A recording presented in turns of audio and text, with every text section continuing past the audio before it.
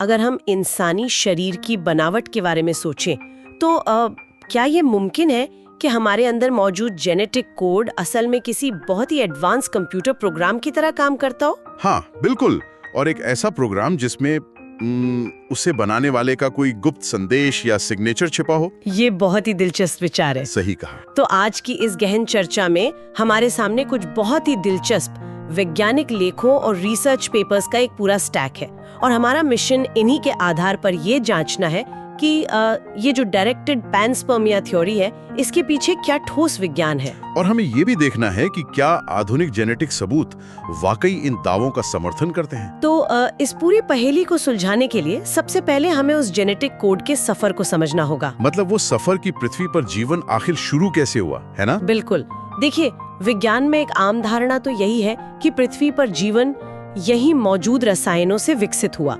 लेकिन एक panspermia theory है जो एक बिल्कुल अलग नजरिया पेश करती है। हाँ, पैनस्पर्मिया मतलब के जीवन अंतरिक्ष से एस्ट्रॉइड या उल्का पिंडों के जरिए माइक्रोस्कोपिक बीजों के रूप में हमारी धरती पर आया। सही कहा। लेकिन हमारे आज के स्रोतों का जो फोकस है वो इससे भी एक कदम आगे का विचार है, जिसे डायरेक्टेड पैनस्पर्मिया कहते हैं। ओह, मतलब ये कोई रैंडम एस्ट्रॉइड की टक्कर नहीं थी जो गलती से यहाँ आ गिरी। एकदम सही। इसका मतलब है कि किसी एडवांस्ड एलियन सभ्यता ने पूरे इरादे के साथ जानबूझकर पृथ्वी पर जीवन के बीज भेजे थे। वाकई ये सुनने में तो एकदम साइंस फिक्शन जैसा लगता है, लेकिन जो चीज इसे मुख्य धारा के विज्ञान में लाती है वो है फ्रांसिस क्रिक का नाम। हाँ, फ्रांसिस क्रिक। वही वैज्ञानिक जिन्होंने डीएनए के स्ट्रक्चर की खोज की और इसके लिए नोबेल पुरस्कार भी जीता। ये बहुत ही हैरानी की बात है ना? मतलब जिस इंसान ने जीवन के सबसे बुनियादी कोड को इतनी गहराई से समझा, उसका ये मानना था कि इस जटिल कोड को अपने आप विकसित होने के बजाय शायद बाहर से डिजाइन करके भेजा गया है। बिल्कुल। और अगर इसे आज के दौर से जोड़कर देखें तो ये समझना थोड़ा आसान हो जाता है। हाँ, जैसे आज हम इंसान मंगल ग्रह पर अपने रोवर्स भेज रहे हैं, हम वहां जीवन बसाने की संभावनाएं तलाश रहे हैं, तो क्या ये संभव है कि करोड़ों साल पहले किसी और सभ्यता ने पृथ्वी को अपनी प्रयोगशाला समझा हो? या शायद उन्होंने पृथ्वी को अपना मंगल ग्रह मानकर यहाँ जीवन की शुरुआत की हो। यही विचार इस बड़े सवाल को जन्म देता है कि अगर किसी ने जानबूझकर हमें यहाँ स्थापित किया है तो क्या उन्होंने हमारे अंदर अपनी कोई निशानी छोड़ी है? और उस निशानी की तलाश हमें हमारे ही डीएनए के भीतर ले जाती है।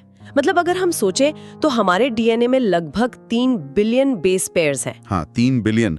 इसे ऐसे समझ सकते हैं जैसे ये हमारे शरीर को बनाने और चलाने वाली एक बहुत बड़ी इंस्ट्रक्शन मैनुअल के 3 बिलियन अक्षर हों। लेकिन इसमें सबसे दिलचस्प बात यह है कि इस पूरी मैनुअल का लगभग 98% हिस्सा ऐसा है जिसे वैज्ञानिक लंबे समय तक बस जंक डीएनए कहते रहे। हाँ, क्योंकि ऐसा लगता था कि वो हिस्सा कोई काम नहीं करता, बस बेमतलब की जगह घेर रहा है।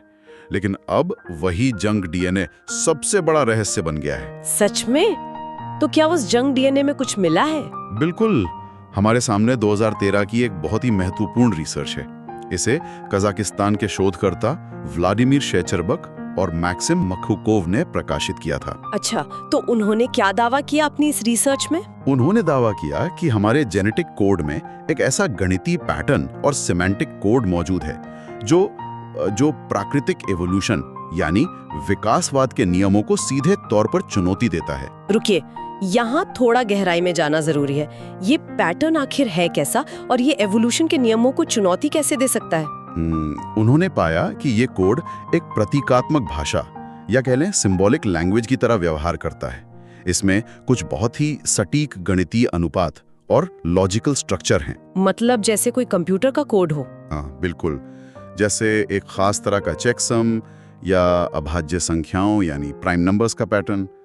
शोधकर्ताओं का कहना है कि ये सब रैंडम म्यूटेशन से पैदा नहीं हो सकता। तो इसका मतलब है कि इस तरह के सटीक कोड को प्राकृतिक रूप से विकसित होने में तो अरबों साल लग जाएंगे, है ना? हाँ, जो कि पृथ्वी की अपनी उम्र से भी कहीं ज्यादा है।